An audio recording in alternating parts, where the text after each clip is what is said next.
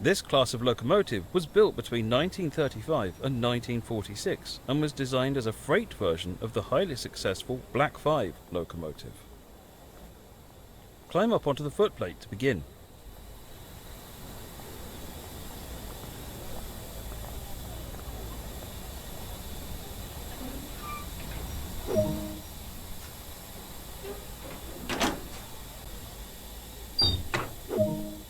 Let's prepare the locomotive for departure.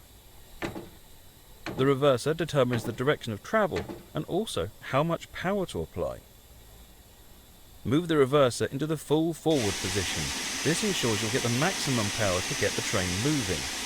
As you pick up speed, you'll need to move it towards the centre to save power. This locomotive has two types of brakes, steam and vacuum. Steam brakes will apply on just the locomotive, vacuum brakes will apply on the rest of the train, so long as it is equipped with vacuum brakes.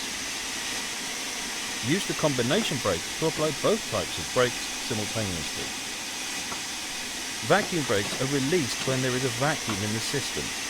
To apply braking force, air is added back in by the driver using the combination brake. To create a vacuum for the vacuum brakes, we use the ejectors. The small ejector should be left open when the train is running.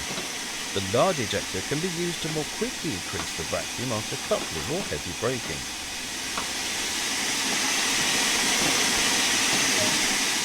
Open the cylinder cocks to remove any water from cylinders after it has been left standing. Water in the cylinders can damage the locomotive as it doesn't compress like steam.